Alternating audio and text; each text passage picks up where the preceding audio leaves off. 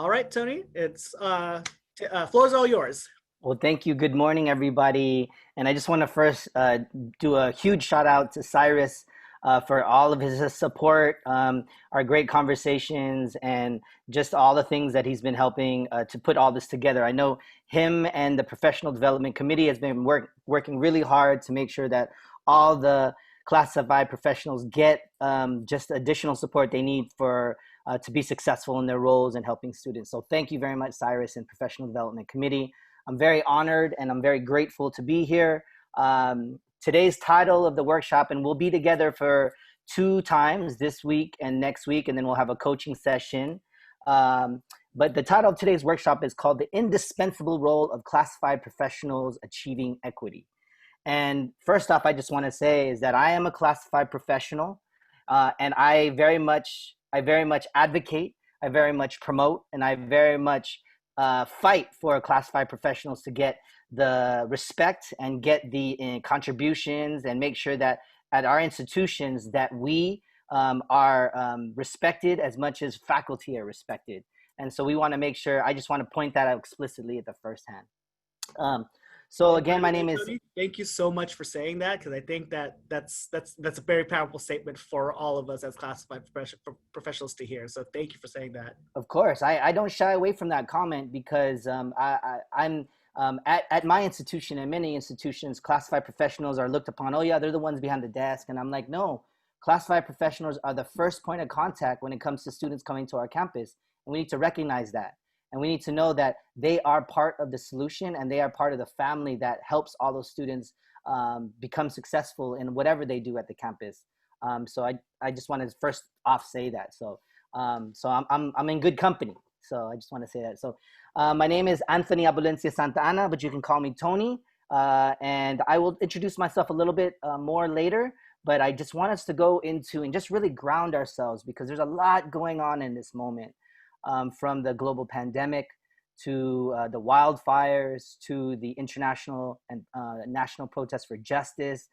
So many amazing people have passed away in this past year. The elections coming up, people are caring for parents, caring for children, homeschooling for children. So there's a lot going on, and I recognize that. And I just want us to be present in this moment. So I'm just going to give us a time to really do some self-care, which I'm going to be talking about later on more so.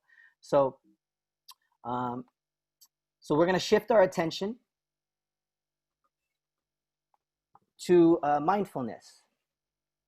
And I want us to, for those of you who haven't did mindfulness before, or sitting meditation or sitting just mindfulness, there's 4 components. Pay attention. What does that mean? It means listening and watching to what really comes up in your body, not just in your mind, but in your body. Being in the present moment, that means focusing on the now, not what you need to do later on and you have to do a report or you have an email or what happened yesterday or the show that you watched yesterday and you're feeling about, but what's happening right now in this present moment and being with us.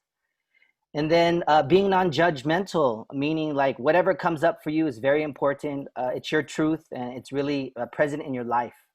And then the last one is being on purpose, intentionally increasing our awareness of what we are experiencing, what is happening in your body and your mind, okay? And so these are the instructions. For those of you who've done it, this is just a reminder. For those of you who have not done it, this is the way I actually introduce it, is find a quiet place wherever you're at. And I like to sit comfortably with your feet planted on the ground like they're roots. And then your back is straight. And then just pretend like somebody's kind of like pulling like your head so then it could be straight. And I invite you to close your eyes. For those of you who feel comfortable, and if you want to turn off your camera to get some privacy, please do. As you do that, you can put your hands on your lap. You can face palm up or face palm down. It's really up to you. And the first thing I want you to do is I just want you to breathe. Just know that your breathing is the most important part of to bring life into your breath. So breathe in, breathe out. Breathe in, breathe out. Breathe in, breathe out. I want you to think about what's happening in your body.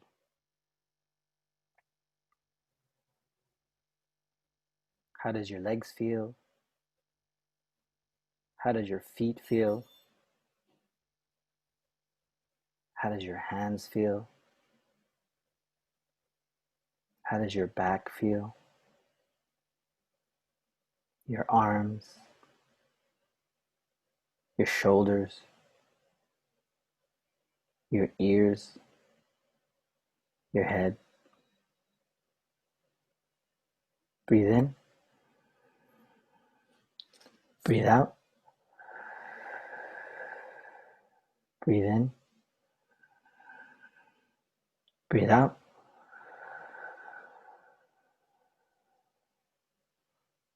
What are thoughts coming up for you in your mind?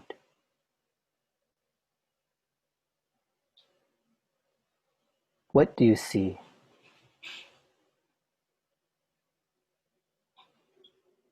What do you feel?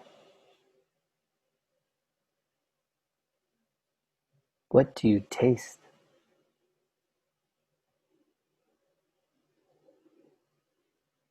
What do you hear?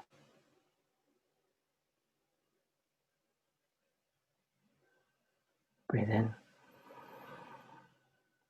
breathe out,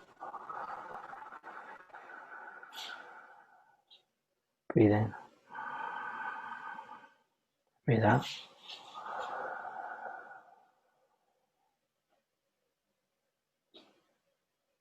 Say thank you to those thoughts.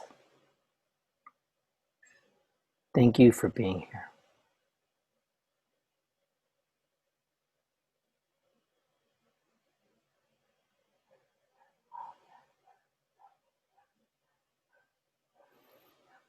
Now I want you to think about that one person or couple people in your life who helped you through your education. Who were those people?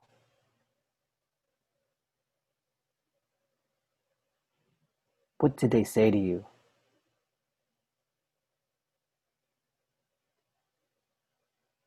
How did they make you feel?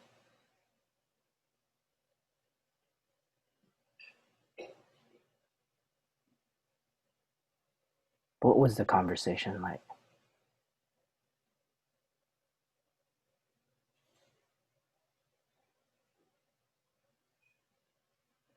Breathe in,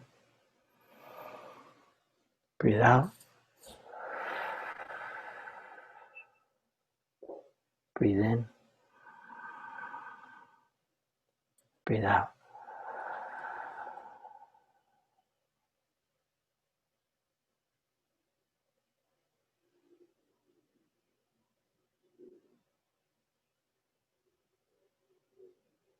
At the count of 5, I'll count backwards. I invite you to open your eyes. 5, 4, 3, 2, 1.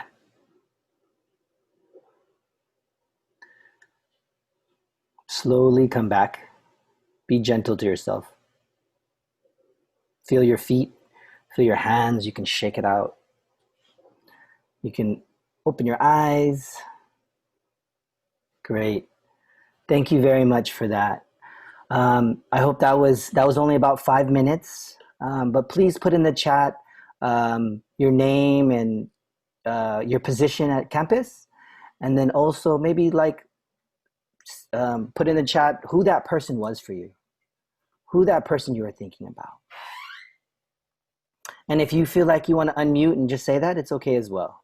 So I invite you to engage in the chat, or you can unmute yourself. Anybody?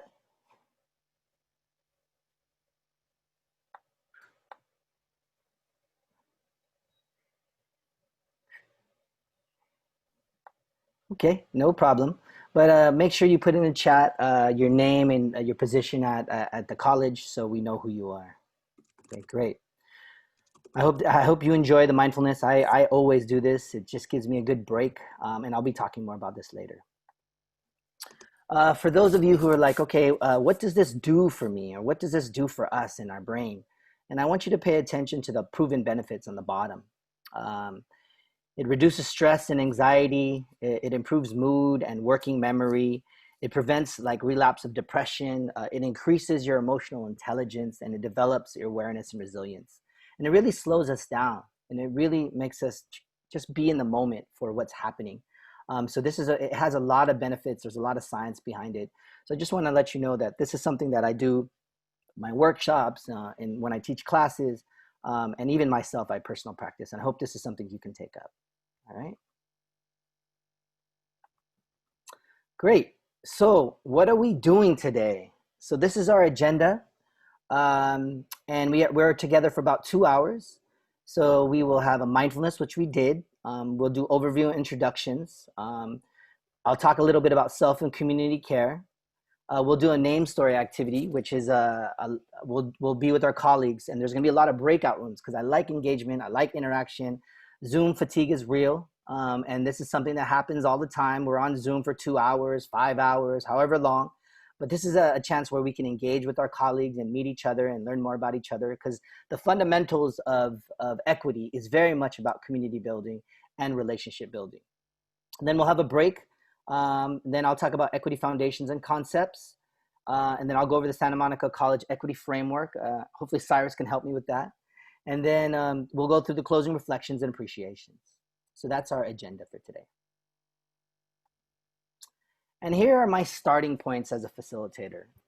There will be more questions than answers. What does that mean? That we are learning together. There's going to be a lot of things, that information I'm going to provide you. And there's going to be a lot of questions that are going to come up. So I advocate and I love questions. So Cyrus will let me know if there's any questions, and we can pause and we can answer those questions. This is an ongoing learning process. This is something that we'll always continue to learn. Equity, social justice, and inclusion is very hot topics right now. And there's so much to learn right now as we speak. And I'm learning as well, because even though I teach this and I do workshops on, I'm still learning in the process. We are equals and peers in this learning space where we're working together for student success. Our values, our cultural identities, and our past experience matter. They are in this Zoom room. Fundamentals of equity is very much is honoring and respecting people's identities and their culture and their experiences. So they're all a part of this. And we are here to learn from each other. That's very important. And this is the fourfold way. And so the first one is show up and choose to be present, meaning that I know there's probably lots going on in your life right now, and I'm honoring that. And I just really want us to honor our time together, to be present. You know, I know there's a lot of things happening in the background, families, furry pets, and so on. And I want you to attend to that, but also hopefully you can really just focus on being here together. So pay attention to what has heart and meaning. Meaning that we often are in the head space. In academic institutions, we're thinking about the head, but Allied Path, we do things on a holistic level. We do everything from the heart to the brain to the body. So we think that's all important because that's all part of our temple. Tell the truth without blame or judgment. And the way I perceive this is very much about speaking your truth. And that's something I'm working on, is how do I just speak from the I? Because when I speak from the we, everybody's we is not the same. And so just speaking from your I statements. And don't be attached to the results. Stay open to outcome, not attached to it. We have a lot on our agenda, but I really, as a facilitator, and the fundamentals of equity is we need to slow down. We need to figure out what's happening in the moment so we can cater to that, and very much understanding what's happening. So if we're having a conversation that needs to have more time, we will do that. But don't be attached to results. We'll do our best to go through everything. We have another session next week. All right. Okay. So that's just kind of just framing it, and just a little bit about myself, because you're like, who's this presenter? Cyrus and Professional Development Committee brought this person. So I will just give briefly about myself, and then this is going to set us up to go in a first breakout room. All right. So my parents are from the Philippines. My mom is from Pangasinan. My dad is from Bicol, the Philippines. They came here. They actually came to Canada and then United States. And I say they had a radical imagination. They left their home country, their family, their friends, so they can have a better life, not knowing the culture, American culture, not knowing what was going to happen. They didn't, English wasn't their first language, just so they can have a radical imagination for their children who they never met, who they just said they want a better life for them. And so they they came to the West Coast. They came to San Francisco, Daly City. And I always wonder, why do Filipinos go to Daly City? It's too cold. And they came from a tropical place, but there's a lot of family there. So that's why they came. So they ended up in San Francisco. We ended up moving to San Jose because as a baby, I had asthma. I almost died. So we needed a warmer climate. So I ended up living in San Jose, which I went to all the public schools there. And then actually, I am a community college graduate. I went to De Anza College. I graduated from there. And I went to San Jose State and I got my master's at University of San Francisco and finishing my doctorate this year at University of San Francisco International Multicultural Education. I identify as Filipino or Filipinx American. It's something that I very hold dear to myself as my identity. My cultural identity is very important. And so after I got my master's, I decided to travel around the world. So I actually lived abroad for 10 years and I lived in Tokyo for 6 years teaching at the universities. And I came back to America because of my aging parents. So I came back to America to be with my parents and I decided to pay it forward. And so I went to De Anza College to see if I can go back and give back to the people who gave to me. So I ended up teaching in the ethnic studies department in Asian American studies. And then, adjunct faculty is real. That's hard because Silicon Valley is very expensive. And so I ended up working as a program coordinator at the Office of Equity, Social Justice, Multicultural Education, and I've been there now for 5 years. A little bit more about myself. I'm a big Golden State Warriors fan. I know they're not doing good, but I'm still loyal. And then I'm part of an artist collective called Get Free. It's a dance collective, poetry, music collective. And then I am a new father. That's my baby, Nami Lin. She was born August 21st, 2020. And she's about a month old now. So you might hear some crying.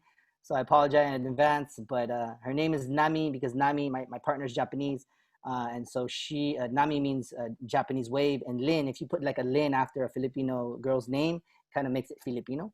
And so we call her Nami Lin, but people call her Nami for short. So that's the love of my life and my physical manifestation of hope right now.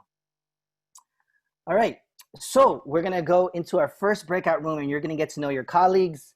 And for those of you who are not familiar with breakout rooms, you will be invited to a breakout room. There will be a message in the middle of your screen, so please click the join button or accept, I think it's that.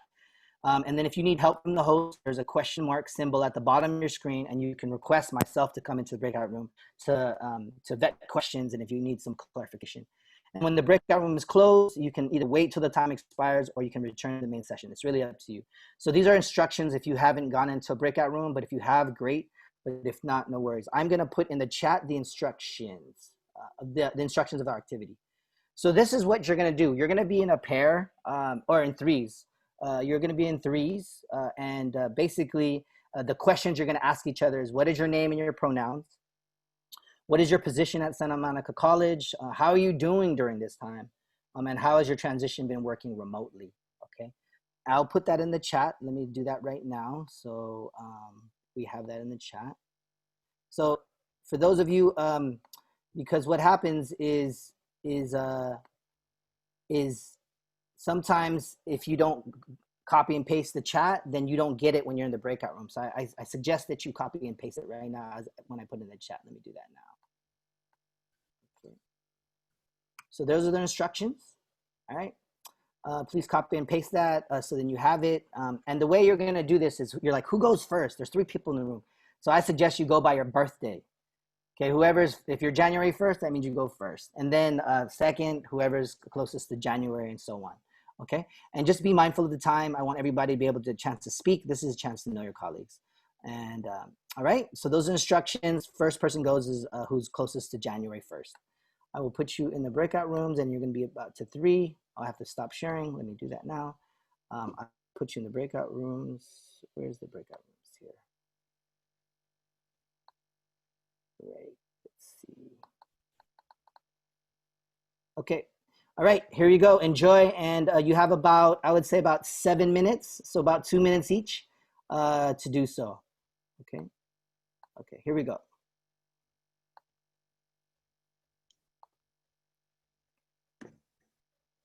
Enjoy.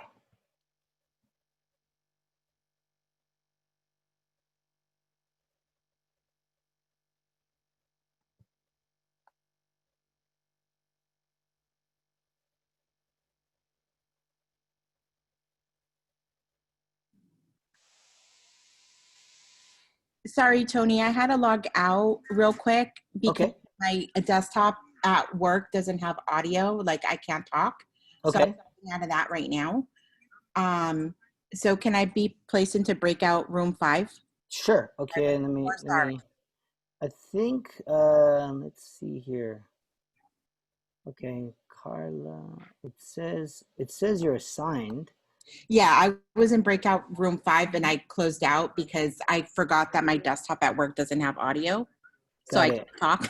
Okay, I'll move you to breakout 5, right? Yes, please. Okay, let me do that. Ah, whoops. No, don't accept that one. I put 4. Okay. I'm sorry. It's okay. Let's see. Let me breakout room 5. Okay, you're good. Awesome. Thank you. You're welcome. Enjoy.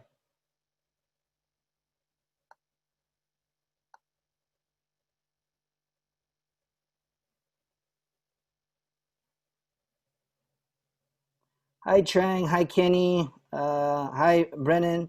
Were you able to join? So Kenny, you just have to click join so you can go to breakout room 1. And Brennan, I did.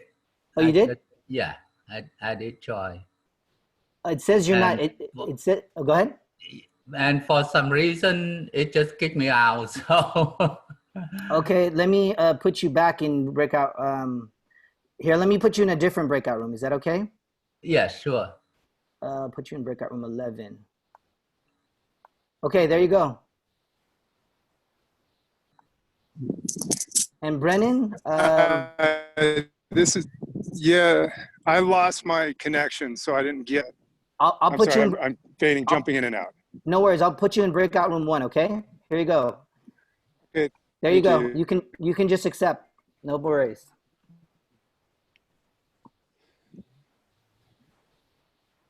Kenny, did you accept?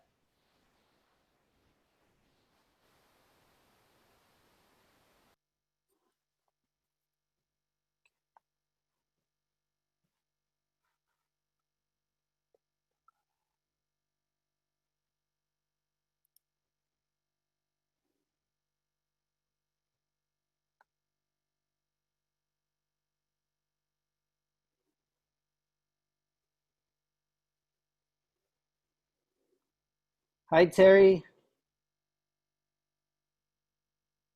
Hi, Terry. How are you? Good. Did you get invited to a breakout room? No, no, no. I I just came in late to No the meeting. problem. Let me assign you to one, okay? Okay.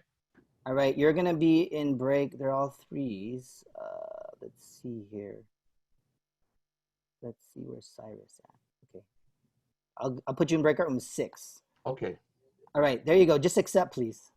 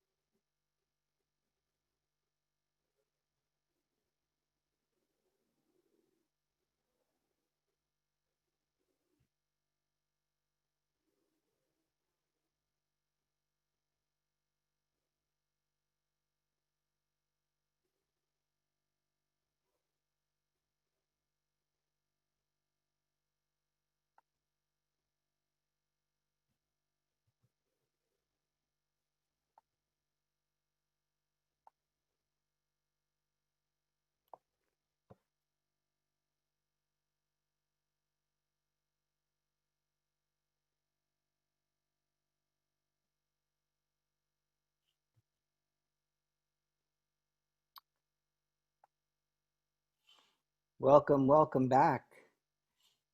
As the other people are coming in, there's about 90 seconds left. If you'd like to put in the chat, like, how you're feeling or how your session was, or if you met somebody new, please do to engage in the chat.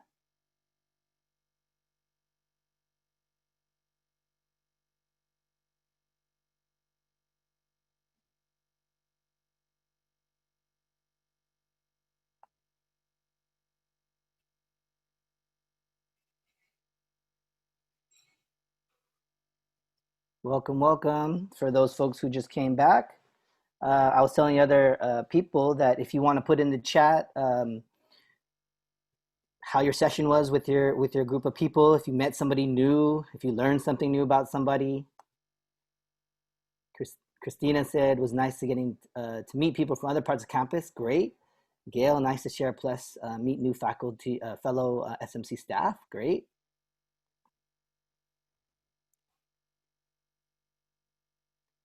Other folks, we got about 20 seconds left before everybody joins us.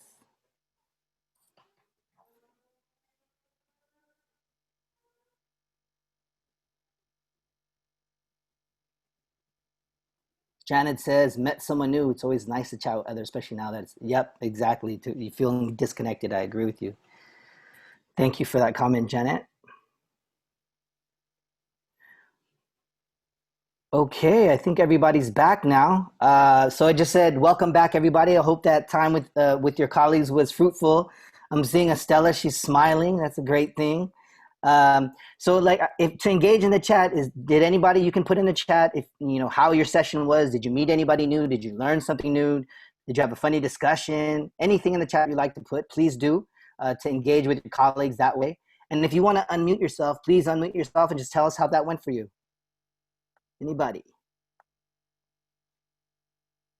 I just want to say it was amazing. I just met 2 people I didn't know on campus, which I am shocked.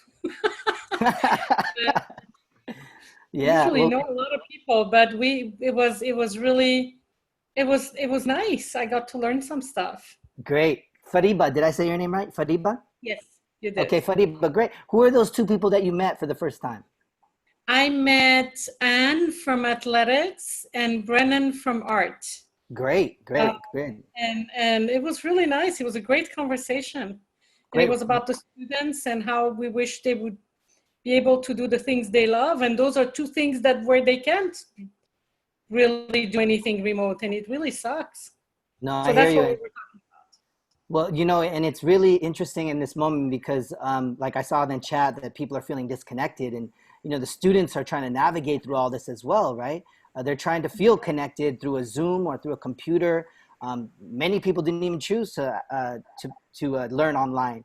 And so, I empathize with our colleagues as well as our students, and we're trying to engage them as much as possible. But thank you, Fariba.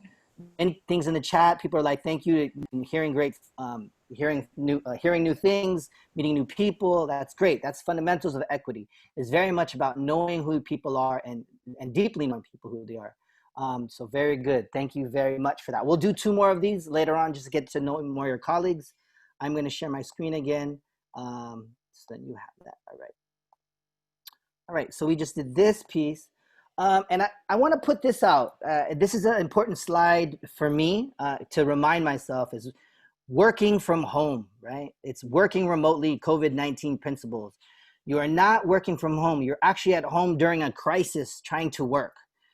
I rephrase that because that is very true. We're living in unprecedented times. We've never been in this situation. Well, I haven't. And so I just want you to remind yourself that we are trying to cope. We're trying to thrive in this, but it's very difficult because there's a global pandemic happening. And your personal and physical, mental, emotional health is far more important than anything else right now. I know my emotional health is it's being taxed. And so we got to make sure that we take care of ourselves. We shouldn't try to compensate for lost productivity by working longer. I catch myself working longer hours. My bed and my desk are right next to each other. So I feel like I can work as much as I can. So just know our boundaries, being kind to yourself and not judging how you're coping based on how you're seeing others cope, right? And being kind to yourself, so you're not judging and coping based on how you're coping or others are coping, right? And your team success will not be measured by the same way as when things were quote unquote normal, right? Because we're all working from home. We're all trying to figure out what is this virtual way of learning is happening. And so just be kind to yourself overall. This is what the working from home means, okay? And so I want to talk a little bit about self-care. And I like to say self-care and community care. I like Audre Lorde's quote, "I have come to believe that caring for myself is not self-indulgent, but it's caring for myself as an act of survival." And so this is very important. Resting is very important, replenishing your spirit, and so on. But I wanted to add to self-care as community care. And self-care is community care, because if you care about yourself, that means your community is better because you are part of the collective. So if you care for yourself and you take some time for yourself, that means that everybody in your team is going to benefit because you're now more refreshed and you have more of like some more revitalization and energy. So just know that it's not a selfish act, but it's actually helping the collective to do community care or collective care. And so what are some things you can do for self and community care? And different components. There's a physical piece, there's your emotional piece, there's your social piece, your spiritual piece, personal, space, financial, and work. There's so many different things you can do to take care of yourself, especially in this moment, because we are being inundated with so many different things in our lives. So I just want you to just look at those things. Things that really stick out to me is asking for help, spending time by myself if you can in your house, forgiving yourself, asking what you need, setting boundaries, saying no, taking a step back.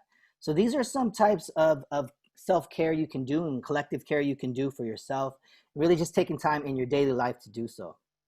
Okay. If you have 5 minutes, these are some things you can do. You can take a short, deep breath to exercise. Take a short, deep breathing exercise. Something we just did, that was pretty easy. Drink some tea or coffee, water, for sure. Water is very, very important.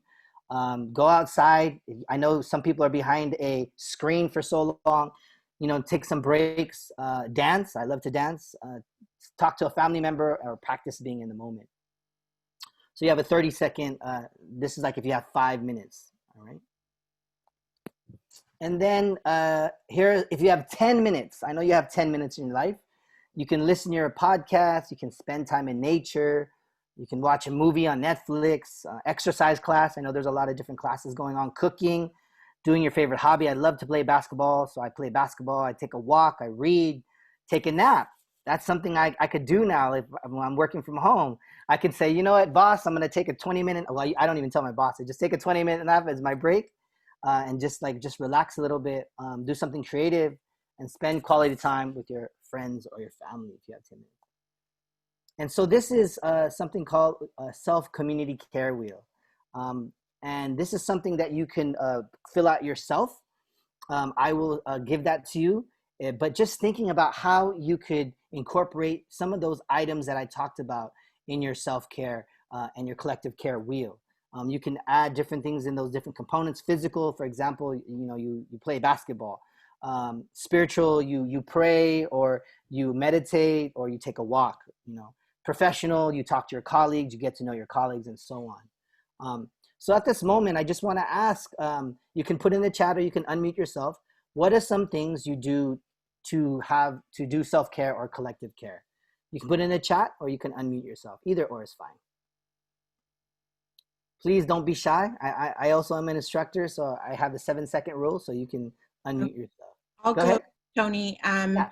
I'm actually taking classes working on my AA degree at the college as well. Perfect, so perfect. I signed up for a yoga class to help with that. And how's that been working out for you? Just like, just yoga and, I'm not sure if it's new to you, but how's it been working out for you? It is new, and it just shows me that I need to stretch out more because I'm not as flexible as I thought I was. And some of the positions are very hard. Yeah. And has it been helping you in terms of work, like to get away from work, thinking about work, stress relievers? Yes, on both personal and family, like my home life, because I actually caught myself doing stretches over the weekend while I was decompressing. So I thought that was kind of interesting that I went to some of the yoga positions to kind of just find my center, I guess. Great. No, that's great. So thank you very much for that, Carla. Maybe people can join you in that yoga class, do it together. So that might be good. Yeah, the good thing is it's recorded, so I could do it on the weekends too if I need to. Great. Thank you, Carla. Other folks, how have you been participating in like self and community care? What are some things you've been doing? Anybody? You can unmute yourself or. I decided to use this time and go to grad school. Oh yeah. Okay. Tell us about that. I don't know. It's just like, we all have a lot more free time, and it was just like, I don't know. I just needed to do something positive with my time, so I decided to be stressed about school. So Travis, you were saying I'm gonna work on my mentals and get a graduate degree. Is that correct? Right. Correct. Great. You're learning in this moment. That's a good thing. Yeah. Yeah, Great. I'm glad that Travis mentioned that, because as classified employees, we do have a certain set amount of funds that can help offset the cost of pursuing either a bachelor's or a master's degree. So if you have any questions about that, definitely feel free to get in contact with me, because I'd love to help you professionally grow in those certain areas. But I'll throw it back to the chat. So Cyrus, are you telling me if you go to graduate school or you take some classes, you can get paid for? Yeah, we actually have $1,500 set aside for. Sorry, we have a pot of money, $1,500 that a maximum that employees can receive in a calendar year to help offset the cost of their education. So if you're getting your AA, your BA, or your master's outside of Santa Monica College, we can help you. We can help fund that. Great. We'll reach out to Cyrus for that. Yes, but definitely. A lot of wonderful things going on in the chat. Okay, great. So a lot of things going on in the chat, lots of reading, walking with dogs, putting my phone, I put on my phone like exercising, stretching, great. Growing vegetables, gardening, and hitting my to-do list, like, and listening to music, great. All these are important. And why am I saying this for classified professionals is because I'm saying this because it's so important that we take care of ourselves so we can take care of others, especially taking care of colleagues and family members and our students. And so that's very, very important. I will give this to Cyrus, this wheel, so you can just have it and you can fill it out on your own. There's no homework. I'm not giving you homework, but just something, a visual you can see for yourselves, all right? All right. So what we're going to do now is we're going to learn more about our colleagues, because a lot of people enjoyed that, is we are going to do something called the name stories. And the name stories is you're going to be in actually a pair share, not a small group. And this is where you get to really know more about your colleagues and the story of your name. And the questions are, I'm going to put it in chat, is what is the story of your first, middle, or last name? Who gave your name and why? What is the ethnic origin of your name? What are your nicknames? And what do you prefer to be called? These are just guiding questions, but really what I want you to ask your colleagues is really, what is the significance of your name? Because in terms of equity and doing this work is understanding how people, where their origins or the name came from could really make a difference in how you connect with somebody. So this is a very interesting conversation to have, and you're gonna learn so much about your colleagues. So let me put this in the chat. Let me stop sharing. Let me put this in the chat. The instructions. Okay. There we go. So please copy and paste it so you have it. And again, the way you're gonna start off is who has their birthday closest to January 1st. That'll who go first. And this will be a quick 5-minute conversation. So about 2 minutes each. And then after that, we'll take a quick break and then we'll go into more of the second part of it. All right. So again, you'll be in a pair share. You get to know more about your colleagues. We'll do a quick share out. We'll have a break and then we'll come back. But please copy and paste that. And I will put you in your breakout rooms once again. And you're going to be in different breakout rooms. This is just 2 people in it. All right. Let me put that. Whoa, where's the breakout rooms? Okay, repeat. Okay. All right, here we go. So enjoy. It'll be about 5 minutes, but just know that please be mindful of the time so both partners will be able to speak. Here we go.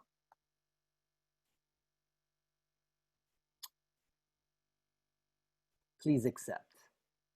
There you go.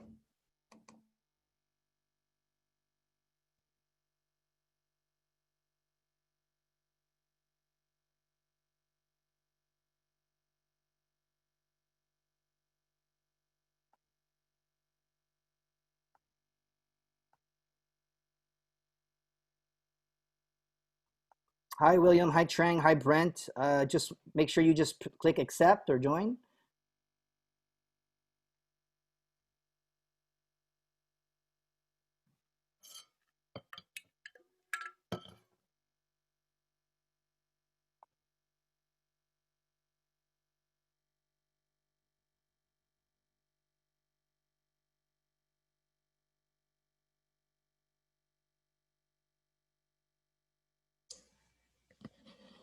Hello?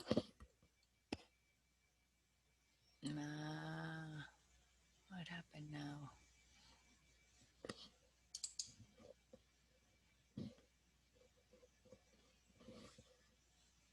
Hi, Trang. Did you accept the breakout room?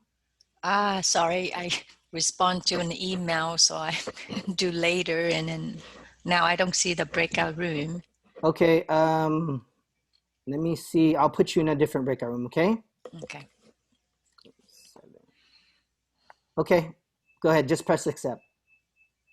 I don't see anything pop up to accept. Go. Sometimes you have to go back to the Zoom window to, if you have multiple windows up, go back to the Zoom window. All right, I'm in here. I have only one Zoom session, Windows.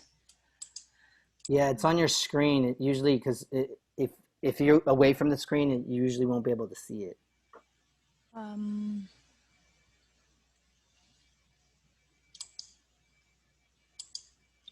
I saw 2 participants. Is that where I don't see any? It's not on your main screen. Okay. Well, No, I have only one screen actually. Okay. It's okay. Well, you can tell me about your story. How about that? We can work this together. Okay, so who give me a name? I Yeah, have tell no me idea. about your name. my parents, I assume. I'm Vietnamese. Okay, all right. I don't have nickname. Well, there's a bunch of nickname my colleague call me. He call me dude. Okay. Well, the thing, I work in the IT departments, and in the infrastructure side, majority of very particular niche in the infrastructure side, majority are men. Actually, in my team or the meeting, I'm only gal in there for a long times, and now they merged to other group. They have a couple of women in there, but majority of my career I work with men. So that's why my previous colleague called me dude. Okay, and is Trang your birth name, or just wondering? Yes, Okay. actually, actually my name have four words, and then when I become US citizen, I drop 2, just the last and first name. Okay, Take great. off the 2 middle name. It's too long, and or start with T. Got you. Right.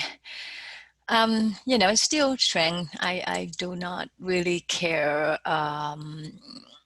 much for all the different name. I think my name easily call from, even though, some of Vietnamese name is English speakers have a hard time to pronounce, but my name is quite easy, I think. So I'm Okay. still referred to call that way. That's fine with me. Okay. Well, thank you, Trang. We're gonna we got other people in the room, so we're gonna ask them about the name. Is that okay? Sure. All right. So, Aaron or William or Andres, do you want to mention briefly about your names? Sure. Sorry, I keep on getting kicked out because I was partnered with Aaron at one time and partnered with Will. No worries. So, we'll make this happen. So go ahead, Andres, and then all right. we'll switch to everybody else. Go ahead. Couple minutes. So Andres is my first name, and that was a tribute to my grandmother, her name was my great grandmother Andrea. So I came out male. So then the male version was Andres, and Arturo is my middle name, which was my dad's first name. So I'm of Mexican heritage, Okay. and I know that Andres is derived from Greek, from andros, which means man's man. Mm. That's what my own research that I found on my name, but that wasn't the reason why it was called named that, but it's from my great grandmother. Great. Well, thank you, Andres.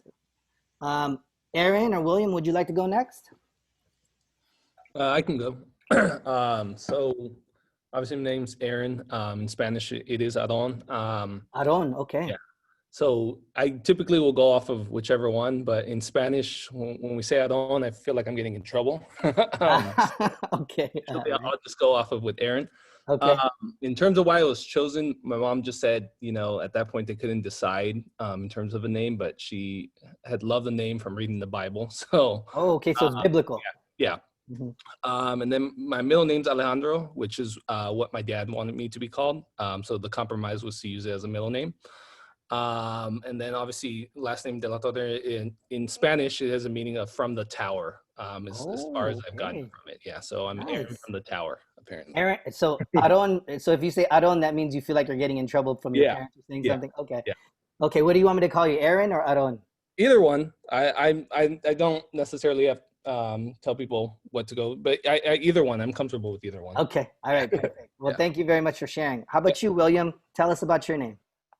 All right, I'm not going to troll. My name is Josh Casillas. For some reason, it says William Taylor on there, and I don't know why. Okay.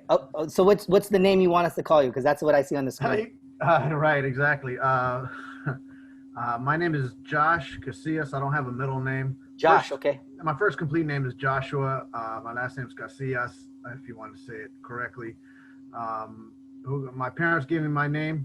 Why? Because we'd have a name, I guess, right? Instead of, hey, there, menso or pendejo, right? So it'd be, right. So that's why they gave me my name. My ethnic origin or your name, I'm figuring my first name would be Yeshua, which would be Hebrew. My last name is Casillas, which is actually derived from Germanic, which used to be Cassels in the past. My nickname is Josh. J-O-S-H is fine. Nicknames, I can't give you my nickname. We're being recorded. Okay. Right. Josh, you don't need to say it. Don't worry. Right. I prefer to be called Josh. It's fine. Yeah. It's fine. Excuse me. Okay. All right. Well, thank you very much, Josh, Andres, and Aaron. We're going to close out the breakout rooms right now, and then we are going to take a quick break. So, I'll go just a little bit. So my name is Anthony Abolencia Santa Ana. I'm actually named after my grandfather. His name is Antonio. For many of you who are like, why does Filipinos have Spanish last names? Is because the Spanish colonized the Philippines for over 300-something years. Abolencia is actually my mother's maiden name. I think it's an Indonesian Malaysian name. And then Santa Ana is Saint Anne, right? And the way that the Spaniards knew the names was they said, okay, this territory is Santa Ana. So everybody in that area was Santa Ana. So people, old timers now, they ask, what's your last name? And then they can actually figure out where you are actually living in the Philippines, which is really interesting. So named after my grandfather, Abolencia is kind of Malaysian, Indonesian, and then Santa Ana is a Spanish last name because of the Spaniards colonized the Philippines. So that's a little bit about myself. But thank you for sharing, everybody. That was great. I learned a lot about all of you. So welcome back, everybody.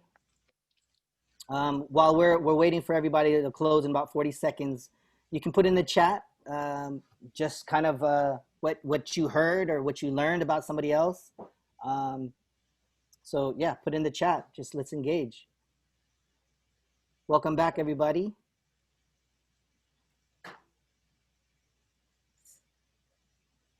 If you want to put in the chat how that was for you, and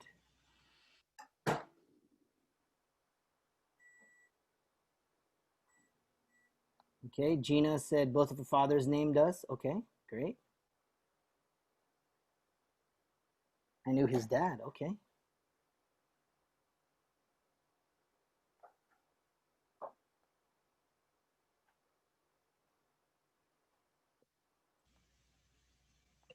Welcome back, everybody. I'm seeing Rebecca smile. I'm seeing Jocelyn smile. Fariba smile. Christine smile.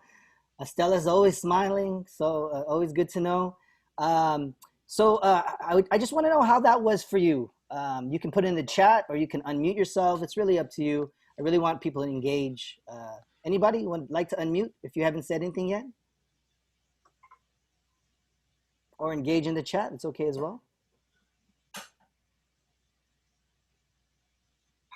Anybody? Jennifer Come on, said, people. Fariba's encouraging her. I'm sorry, I was in the room with Jocelyn. Okay, and go that's ahead. why we were smiling. Okay, tell us about that. We had a wonderful conversation. I'm sorry, I'm gonna tell the truth. We did not have a conversation about what you said. Okay, no problem. We were going to start that way. Okay, but it turned it's into okay, no completely worries. something else. Right. But it was an amazing conversation, and it was great to catch up with her. I haven't talked to her or seen her in a long time, and it was really nice. Great. So thank you. You're welcome. Jocelyn, did you want to tell us about your amazing conversation? Well, we pretty much were talking about we were catching up with each other, and then I learned from where Fariba was from. I didn't know that before, and I've known Fariba for a while, but I didn't know that she was from Switzerland.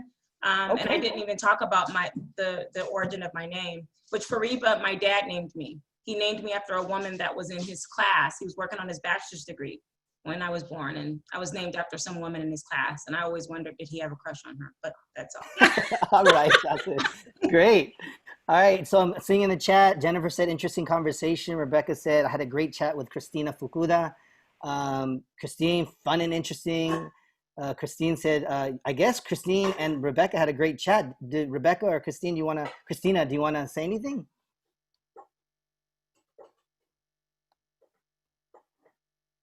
Okay, no worries. Sorry, I was trying to get at my unmute. Go ahead, Christina, please.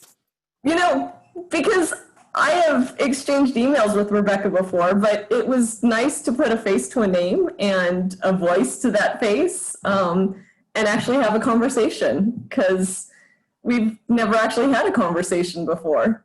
Great. No, this is perfect. This is why we do it. And like I said in the beginning, that knowing your colleagues and knowing your students, not just like as a student, but really who they are as a person, can make a big difference in relationship building and really understanding how we can support and help each other. It really humanizes it.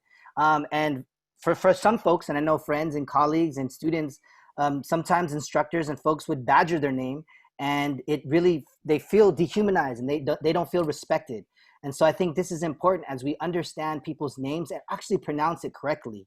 And one thing I say before I hopefully I don't badger your name is I just ask them, I really want to respect and honor your name. Can you tell me how to pronounce it? You know, and that's something you can easily say to a student, to a colleague, just so then you can really honor and respect them. And you know, what's interesting is once you pronounce it right and they see that people are like making that effort to understand their name, the relationship and the conversation changes. It's really interesting. Linda, go ahead.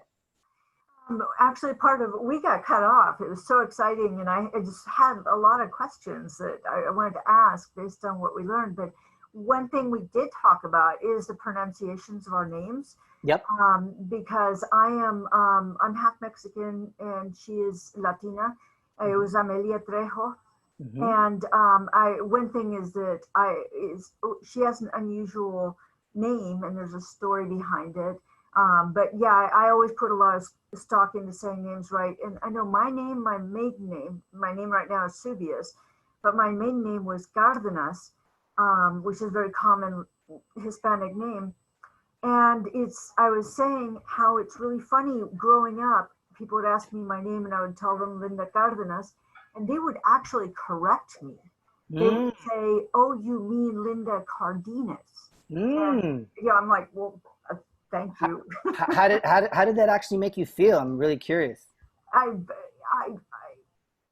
hated being corrected. You know, and it's like, you know, how dare you tell me how to pronounce my own name? Correct. Yeah, and I think that's a very important point, Linda.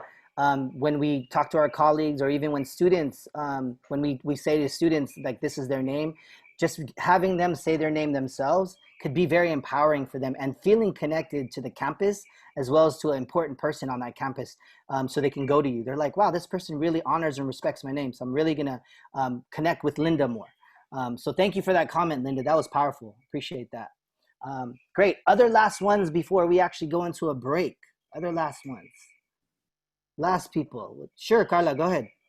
Well, I had a great conversation with Travis. I know who he is, but we learned more about our names and kind of went through our family history. But I got named after a chocolate by my mom's doctor because I was supposed to be a boy, but I turned out to be a girl. And my mom's doctor asked which number I was in the lineage, and I was number 5. So I was named after Carlos V milk chocolate from Mexico. Wow, that's a really interesting story. So I wasn't really named by my parents. I was named by my mom's doctor. Right, and Carlos V chocolate. Yes. Oh, that's interesting. It's actually very good. It tastes great. So next time we're on campus face to face, you're gonna have to give us some of the chocolate to check it out. All right? Yeah, maybe I should start handing it out. All right, that's potential next Halloween costume. Yeah. Instead of your business card, you give them a chocolate. Absolutely. That sounds amazing. Well, thank you, Carla. I appreciate that. Any last ones before we go to a break?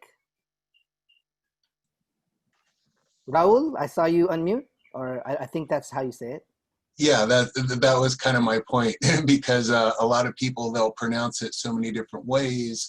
So I've actually been going by Chris since I was junior high school, because a lot of people would pronounce it, you know, Raul, Raul, Raul, Raul, and I personally didn't like it. It was my father's name. I'm a junior, and so I chose Chris, and half of my family, you know, still call me by my birth name. The other half have kind of adapted. And then of course, through work and through friends, people have adapted as well. When I came to campus, I had to use my legal name. So it still shows as Raul, which is kind of pronounced like Paul, Raul. And my coworkers get confused when I send emails out with my signature as Chris. So I did legally change it at the beginning of this year before the pandemic, but I haven't made a trip to the DMV to actually change it properly, and hopefully that will fix some of the confusion as far as via emails anyways. Okay, so you want to be called Chris. I just want to make sure that I heard that correctly. Correct, I go by Okay. Chris. All right, everybody, publicly, he wants to be known as Chris. So thank you very much for that. I see Christina has your unmute. Did you want to say something, or just want to make sure? I had one other thing to say. As someone whose name is misspelled more often than not, especially now while we're remote and we're communicating mostly by email, my email is my last name _ my first name, and people still send me emails to Christina spelled with a C, and it drives me crazy. Got it. Okay, so you that's important too, spelling. It's not just about pronunciation. Spelling's important also. Yeah, correct. Thank you for adding that. That's very, very true. Well, thank you very much for this activity. I think this is important as we get to know each other's colleagues. We're warming up, and we're really going to get to some more nitty gritty after our break. So right now it's 11:07. Let's come back in about 5 minutes. Just take a bio break, drink some water, eat a little snack, and then we'll go into the second part of our workshop, which is going to be as engaging as this first part. Okay. And if you take a bio break, or if you please just mute your audio and your video, so we don't know everybody's business. All right. So, okay. See you in about 5 minutes.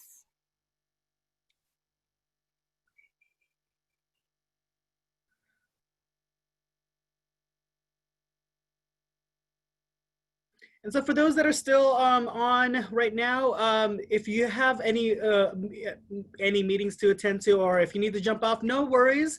We'll have these sessions every Tuesday, not every Tuesday, sorry, on Tuesdays. So you're more than welcome to come back and rejoin the conversations on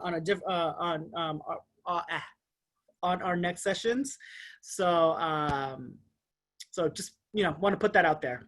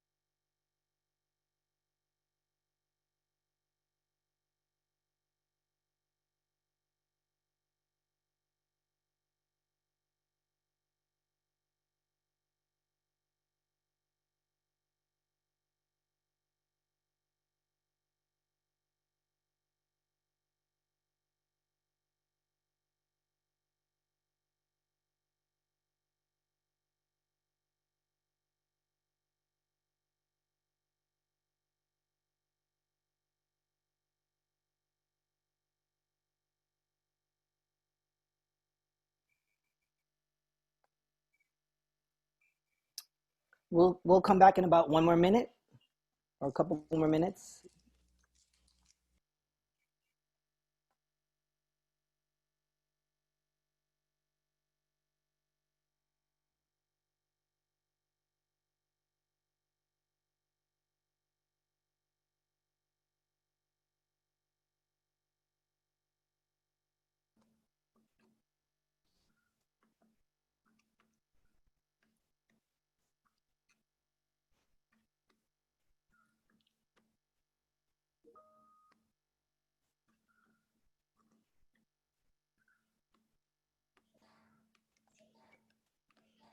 Okay.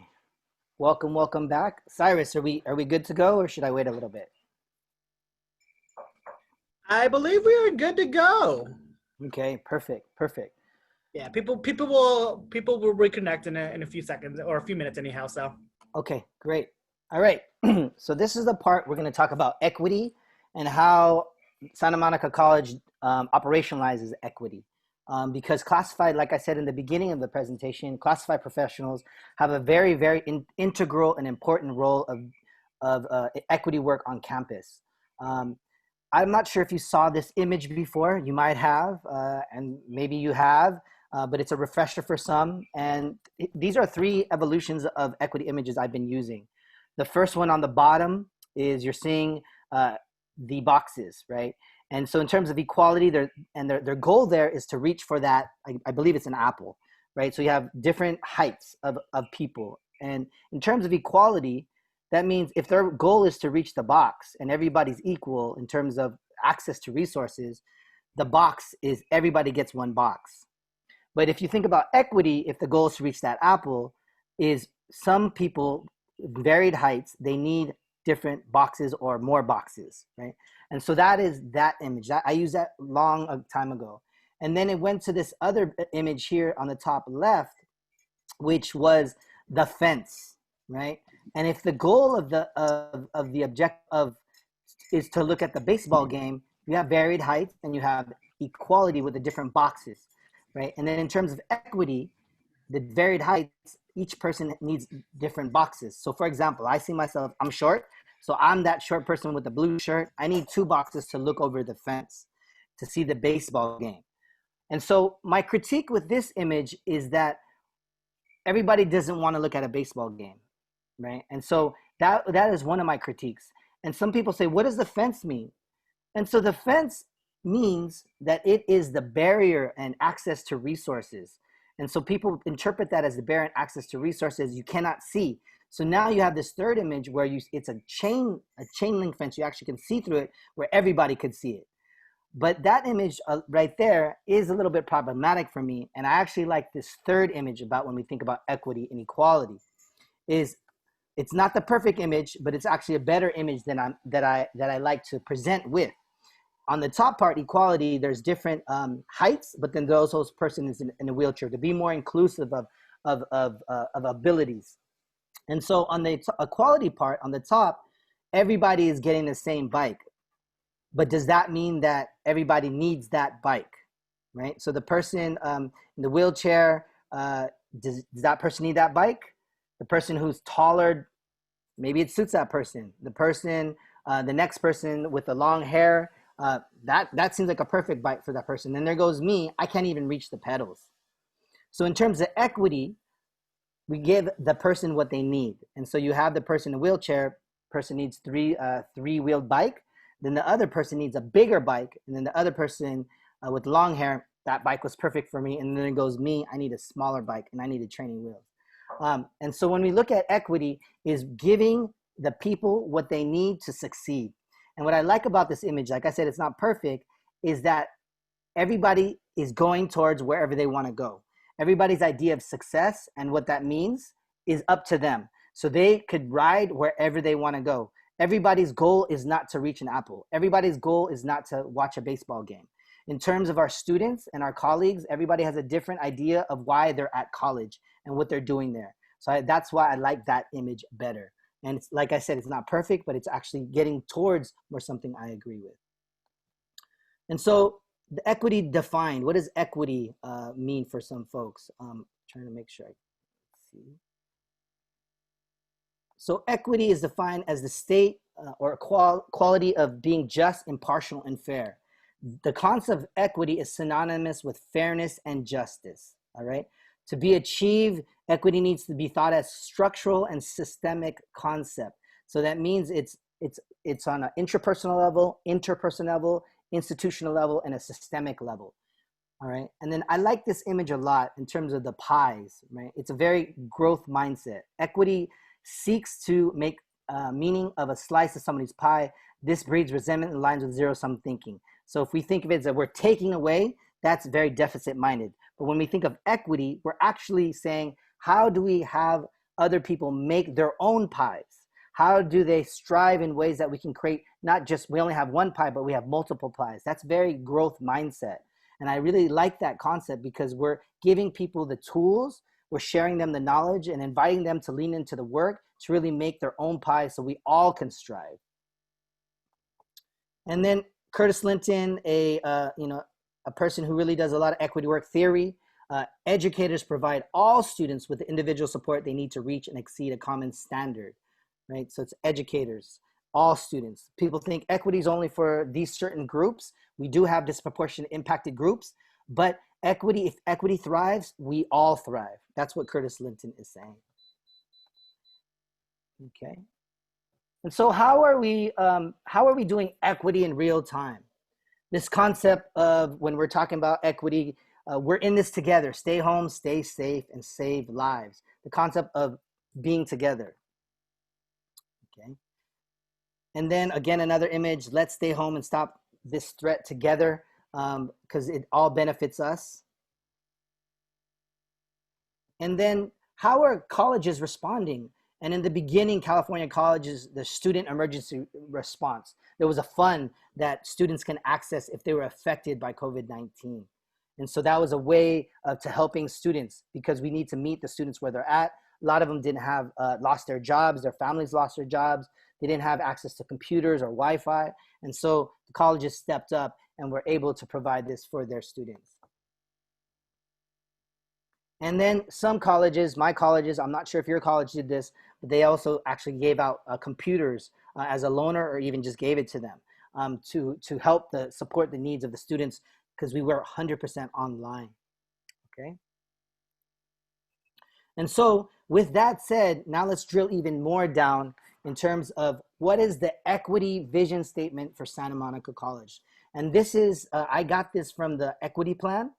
And I just want to read it out. I think this is important because as classified professionals, we need to think about how are we leaning in and what is our vision and mission for the college so we can do this type of work. So Santa Monica College is a dynamic and culture responsive educational community that upholds the values of equity, inclusion, and social justice as a pathway to personal and academic excellence. So I want to highlight the words of equity, inclusion, and social justice. This is the vision statement that's in your equity plan, so you know really what Santa Monica College is committed to. And what is their mission statement? What is your mission statement? It's an educational institution dedicated, which is a very important word, dedicated to providing an equitable learning and working environment, okay? So equitable and learning and working environment. What does that mean? That means, do we see ourselves in the curriculum? Do we see professors, instructors, classified professionals, faculty, administrators that look like us? Do people feel like they're at home? Do they feel welcome? Do they feel authentic? So this is what we strive for in terms of equitable learning and working environment. We intend to make clear through our lived values and praxis our commitment to inclusive excellence, which is reflected in our student outcomes and employee satisfaction. So I want to highlight the word of inclusive excellence. So inclusivity doesn't mean you're just at the table. We want to include everybody, but what does it mean to be inclusive and then they're actually at the table, they're making decisions, their opinions and their thoughts and their feelings are respected and honored. There's a difference. You can bring somebody to the table, but if they're not valued and they're not respected, they're just there as a token. So how do we include everybody's values, their cultural identities, their way of life, their being as inclusive excellence? So we have to think about that. So these are the equity vision and mission statement of Santa Monica College. It's in your equity plan. And as classified professionals, we know we have this. So now we have an understanding of how we can lean in on the work. And I'm going to drill even further. And this is the Santa Monica College equity framework that I believe that Dr. Veronica Kiefer-Lewis actually helped create. Okay, so equity is at the center, right? And there's 4 components. We have cultural humility, we have authentic communication, cultural responsive facilitation and change management, which is amazing. We have high impact practices. So what do those mean? Okay, and so this is what it means to the college when I saw your equity plan. And in terms of, we're going to do an activity right now after I explain it. I know there's a lot of words, so just let's focus on the authentic communication. So framework guiding questions.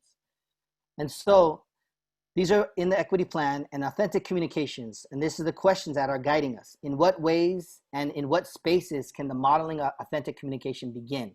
Authentic communication actually means like you're able to speak freely about what you really think and feel in the conversation. How will we ensure students are heard and respected as partners in this process, right? Do students have a voice? Are they heard? Are they at the decision-making bodies? Does the institution see them as partners? And how will we ensure that all voices are heard? Is there boxes? Is there a website? Is there town halls? So how do we have authentic communication in our workspace and our learning environments, okay? And so that's important for the college. Cultural humility. What assumptions are we making about our work environment? What cultural dynamics are we looking to challenge or center? How are we disabling power imbalances, right? Cultural humility is very much about lifelong learning, and how are we able to learn about others and really self-reflect, okay? And then we have change management and cultural responsive facilitation. What does that mean? Who is best prepared to facilitate an equity-focused meeting, right? Are we an institution prepared to commit to dialogue that squarely centers our examination and decisions of the college around Latinx folks and African-American students, because they are DI groups that your college pointed out? And if so, how? Are we committed to communication styles that are valuing calling in versus calling out, right? And then the last one is the 4th component, is high impact anti-racist practices. What qualitative and quantitative data do we need to collect along the way to help identify which practices are successful with the students of color? All right, what is that data that is informing us so then we can identify ways of practices so we can help our students? What high impact practices have we intentionally embedded to enhance the learning and engagement of Latinx and African American students? Like I said, they're DI groups. And then what practices need additional resources to scale up and reach a great proportion of Latinx and African American students? And clearly, what I'm seeing is that the focus is on Latinx and African American students because they are part of the DI groups, the proportionate impacted groups. So these are the 4 components. I want to go again so you can see that's the framework, right? Equity is in the center. So what does that mean? If we do all these 4 components, we are operationalizing equity on our campus as classified professionals, okay? And so I'm gonna scaffold our next activity, which is our final activity, is if these are our 4 components, I am going to honor and respect and value our classified professionals. And so what we're gonna do is we're gonna call in our colleagues who are doing these things, right? And so, for example, if I was in a group, I'm just doing an example for as we go and move into the activity, is I think on our activity, I think Cyrus is great at holding equitable meetings. And so I'm gonna point out Cyrus as a person who's doing change management and cultural responsive facilitation. And so, because I'm honoring those people, right? Authentic communication, I'm seeing Christina, she's really speaking her truth about the spelling, right? She's actually being authentic about how she's communicating, and we are actually hearing what she's saying, and we're appreciating that. We have Chris, who's being authentic about his communication, that he wants to be called Chris, not Raul or Raul. He wants to be called Chris. That's authentic communication. So as we move in our next activity, this is a way we're actually going to honor our classified professionals about how they are leaning into this framework, okay? And here are the instructions. I'm going to put that in chat. Let me, I need to, where's my, whoops, sorry. Okay. I'm trying to, sorry about that. I'm trying to figure this out here. Sorry. Here we go. Okay, I'm going to put in the chat the instructions so you have it.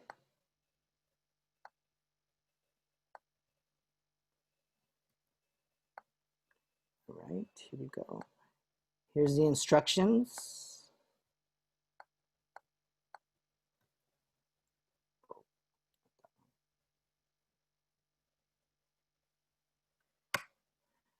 There's the instructions, and that's the document as well. All right, so let me go over the document. So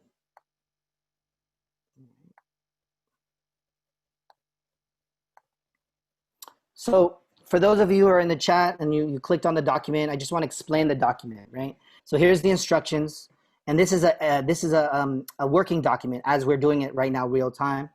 And so, like I said, is that you are going to put in this authentic communication, like here, for example, I'll put Cyrus, equitable focus meetings, right?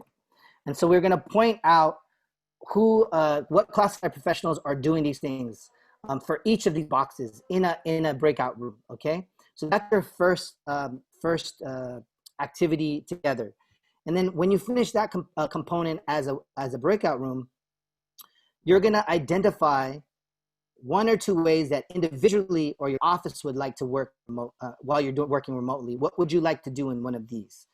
Authentic communication, cultural humility, high impact anti-racist practice, change management, and cultural response facilitation. So for example, cultural humility, maybe I'll put, for example, Tony, I want to learn more about Latinx culture.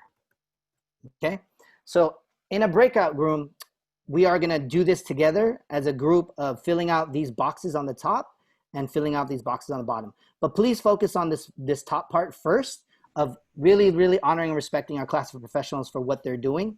And then when you have time, you can go to the bottom part because that's going to help us for the next workshop. And the second part, again, is like, what would you like to do? These are things what you like to do, like what are you going to try on? Right. Tony, can we write onto the Google document while we're in our groups, or did you want to save the document afterward? No, you can write it real time. You can write it on real time. I'm going to put everybody in a breakout room right now. You're going to be in about 5, and you'll have about, I don't know, about 15 minutes. So here we go. Let me stop share, and then I'll put you in a breakout room. All right. Okay. Okay, here we go. Everybody, you're in about, let me see, let me put 5. Okay, here we go. So again, if you have any questions, just hit that question box on the bottom when you join. But enjoy. Please just write down all the classified professionals, good work you're doing so we know what you're doing on that doc, real time. Here you go.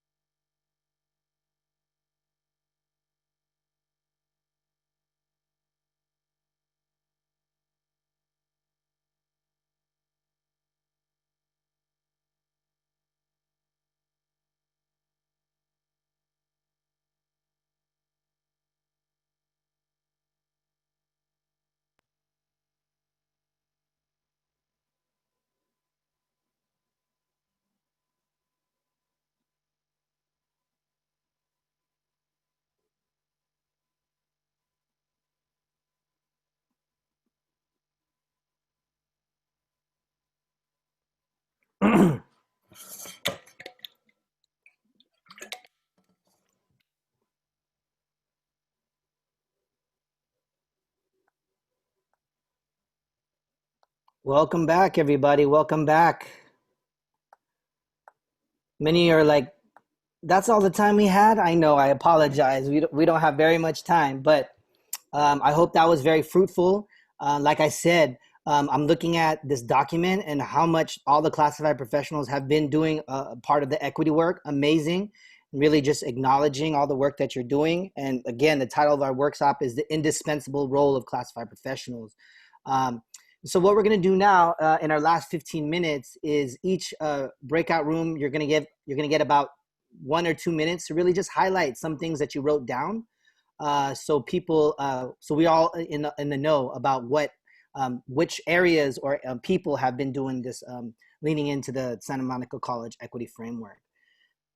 Would any group like to go first? Any group? Okay, I guess I guess yes. Riba, you please go. Tell us what you wrote down. My group, we wrote down a few things. So we talked about the food pantry and how we have gone from the closets and all of that to not being able to do that, but to doing the once a week food pantry drive for students and for staff. That was one thing. There was also in the library, we're staggering staff so that Monday, Wednesday, Tuesday, Thursday, there's always somebody in the library. We answer a lot of phone calls about student questions. And we, at the beginning of the pandemic, were scanning books and offering them to faculty to offer them for free to the students because they didn't have access to textbooks anymore. We had to stop that because of copyrights, obviously, but we're working with publishers now to see how we can actually do this still for the students.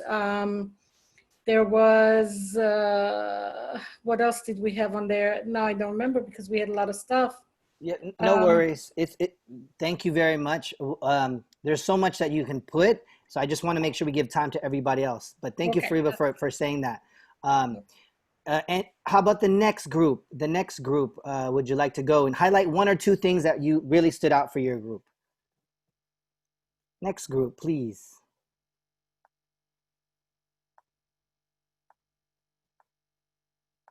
Don't all talk at the same time. Aaron can share. Okay, go ahead. Aaron. Carla's asking Aaron to share. Okay. There goes the bus. Aaron, go ahead. So we talked about a variety of things that are happening on our campus. So obviously, we have a couple of programs or services that we're creating and are on the work. So one of the things that we had talked about is we integrated what we call a GPS system. It's kind of an early alert system for instructors and students to actually use. So it's a way for our instructors to reach out to students who may not be doing so well in their classes, but also for students to also raise their hand and essentially ask for help. A lot of these in terms of the GPS are being funneled through classified staff. So we're the ones who are actually working, especially us who are in special programs, are specifically connecting our students to resources. So we get the early alerts and we do the outreach to get students in and get them connected with either accounts or resources around campus.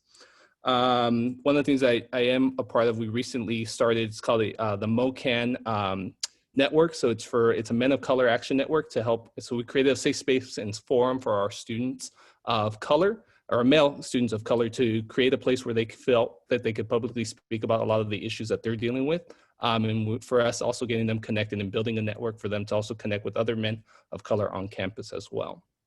Great. That's amazing, Aaron. Thank you so much for that. All right. So I highlighted here what Aaron was talking about, the MOCAN here. So, and this is a working document, so please continue to write things down. And I think Cyrus is gonna, keep this for his records, just so then you know that what are the classified professionals doing in terms of weighing in on the equity framework. Great. Other breakout rooms, which you want to highlight, and I'll highlight the ones what you're talking about.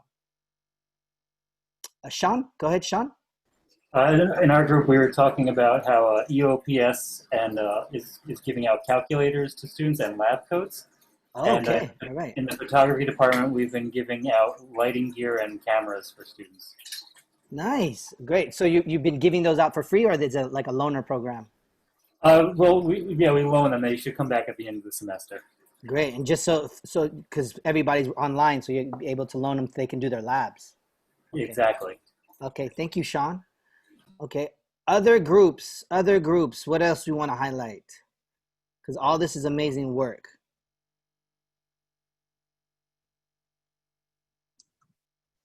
In my group, we discussed, there were a couple of things that we discussed. I work in the Black Allegiance program, so we have workshops and other events that we allow students to be their authentic self and share their experiences with us in our program, and the other students are part of the program.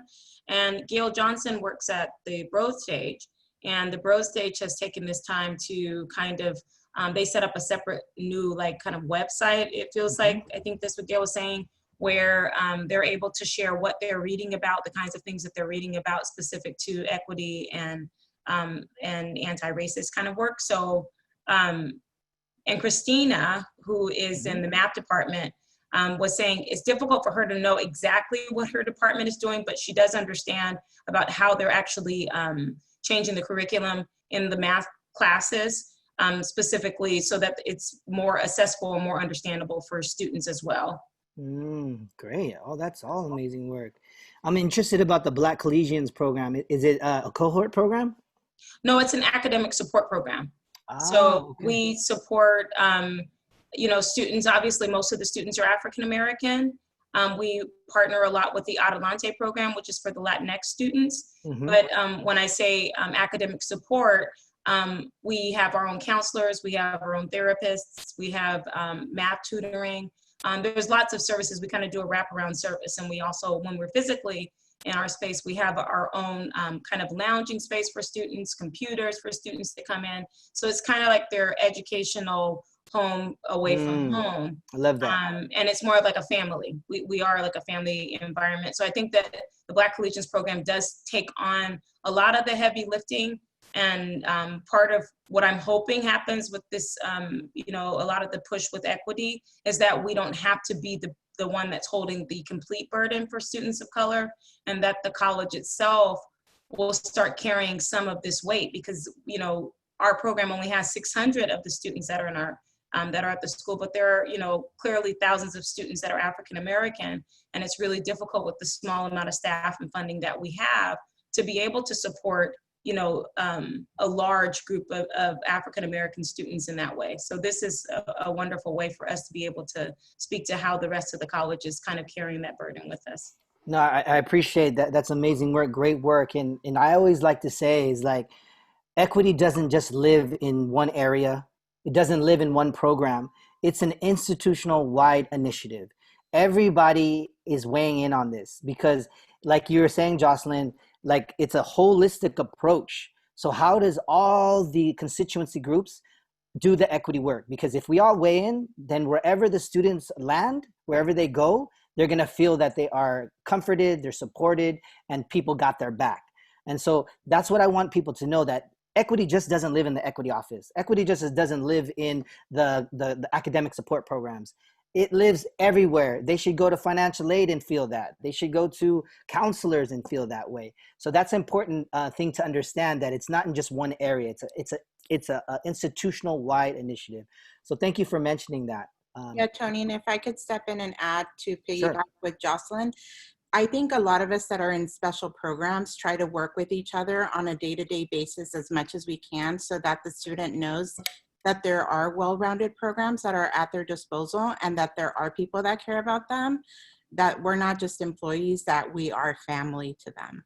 No, I love that. And I love the concept of home, because when I hear a student say to me, Santa Monica College feels like home, you know you did something right, because they feel like they're connected.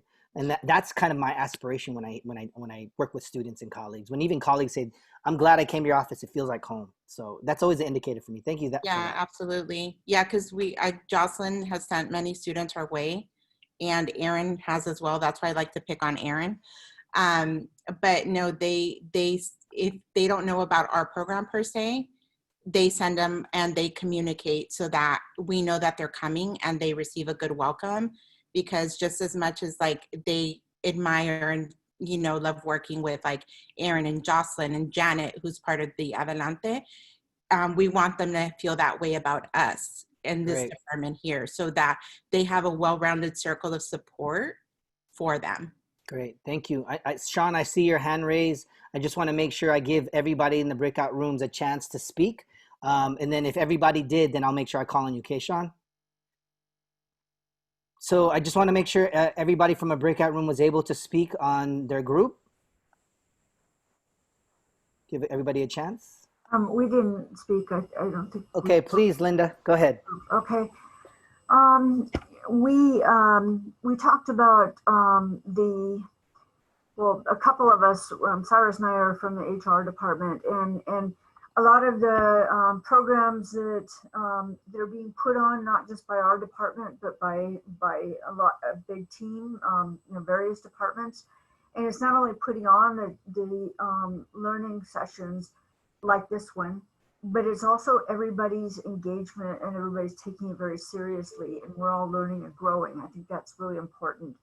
But we've also taken, and some of this started before COVID. I mean, it did start before COVID, but we have an LGBTQ advisory group, and we're opening up an equity center for people it's going to house, have a space for veterans, for LGBTQ, for that kind of thing. But one thing that we also do as HR is that, we field a number of complaints, when people get stressed about a classroom situation and they don't think they're being treated fairly. Sometimes they come to us and lodge a complaint. It doesn't have to go into a whole investigation, but oftentimes we just get people on the kind of mediate, get people communicating, get them to talk to their department head. A lot of times these instructors have no idea that what they said might have offended somebody. So, we find ourselves involved in that. Great, Linda, that's amazing. LGBTQ center, I don't know if it's a center, a space for LGBTQ, student population, student equity committees. Great, great work. And I know we have a couple more minutes. I just want to make sure I give time for everybody to be able to from the breakout rooms. Was everybody able to present? Okay, so I will go to Sean and then we'll close up. Go ahead, Sean. Sorry, my hand was just raised from the first time I spoke. Oh, okay, no problem.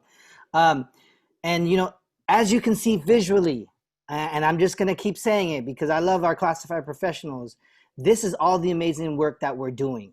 And just know that this is how we're leaning into the equity framework. When people say, what are the classified professionals doing? What is Classified Senate doing? We can pinpoint to this document and say, look, this is what we have been doing, and this is what we're going to continue to develop. Okay, so I really wanted to highlight that and just acknowledge the work. All right. So we're going to be closing up now, and I will switch back to my presentation. Can you see my presentation? Yes? Okay. So what are our next steps? What are our next steps? So our next steps are, we're going to try on strategies of practice that you mentioned, this Santa Monica College Equity Framework activity. So for example, this piece here, I'm going to go back to this piece here is, what are some things you would like to do? This is your homework. Some things you would like to do or your department would like to do. So I want you to fill in this part here for your homework for the next week, okay? And you don't have to commit yourself to it. Just things you're thinking about. What would you want your area to do better, or area to weigh in on cultural humility, change management, high impact practice, authentic communication? What is your area, your department, even yourself personally you would like to do? It's not a commitment, it's just a thought of what you want to do, okay? So that's the first thing about your trying on. I will send Cyrus the self-care wheel just for you to fill that out for yourself. It's not homework, but it's just something if you want to have for yourself as a visual. And then we'll participate in the next workshop, which is next Tuesday. Same. I'm dating myself. Same bat channel, same bat time. I don't know if people know that reference. That's my generation. So please participate in the next workshop. We're gonna build on what we did today and really dig deeper into the equity work as classified professionals. We're gonna talk about equity mindedness. We're gonna talk about how we can actually dig deeper into the equity work at your campus, and we're going to do a lot more engagement. So if you have any questions, please send them to Cyrus and he'll send them to me. But I just really want to do our last activity, which is not really an activity, but please put in the chat maybe one word or something that you want to say about this workshop. You learned something, you took away from something, just put it in the chat just so that I could see. It's like my evaluation of whether or not I did what I was supposed to do. So put in the chat, you know, one word or words or things that you're thinking about. And if you want to unmute, please do. Sean said connection. Christina said great discussions. Chris said engaging. Jennifer enjoyed the opportunity to interact. Love meeting new people. Christine. And what you're doing in regards to equity. Yes. Connection. I know more than one. No worries, Christine. Linda said heightened awareness about how everyone has an interesting story. Great. Yep. The name story. It was fun. You love the breakout rooms. Me too. I love those. Cyrus said valuable. Jocelyn said great way to find areas you're doing in regards to equity. Please connect with your classified professional colleagues to see how you can do collaboration, cross collaboration. That's always perfect, especially in this time of virtual because we're not physically there. Gina said fun connection. Jocelyn said great way to find out what you're doing about regards to equity. So like again, this was 2 hours together. We did a lot of different activities. We did a lot of connection. We really named the different role of classified professionals doing equity work on campus. And I'm really excited about next week, about what we can do more of and how we can build more of this work. But I just really say from the bottom of my heart, I appreciate all of you. I thank you very much for taking time to be with us today and sticking with us for the whole 2 hours. So with that, I'll see you next week, and I'll turn it over to Cyrus for final comments. And with that, have a great week. But Cyrus? Yes, absolutely. Thank you so much, Tony. I think this was amazing. I think for everybody that was here and at the very beginning, yes, round of applause. Yes, absolutely. That was wonderful because I think that what we really liked about the first part was that we all actually felt really connected in this work. And so I think we're definitely going to try and have those opportunities from the Classified Professional Development Committee to see what we can do around that kind of option. But I also wanted to put in the chat box, just in case if you have missed it, the registration page to our future sessions. We hope that you can have the time to join us for the future sessions with Allied Path. Next week is with Tony again from same time, same channel, next Tuesday from 10 to noon. And we encourage you to show up and then encourage others to join us in the conversation. We'd love to see everybody's beautiful faces and beautiful contributions to these discussions. So thank you all so much, and we'll see you all. Enjoy your beautiful baby. Yes. It goes so fast. Thank you, Fariba. I appreciate that. Yes. Hey, congrats, Tony. Thank you. Mine turns 33 tomorrow. Oh, wow. Blink of an eye. Wow. Congratulations. Thank you. Good luck. Thank you. All right. Well, I guess with that in mind, this formally concludes today's session, and so we'll see everybody next time. Bye. Cyrus, you mind we talk real quick after? Yeah, absolutely. Let me stop the recording.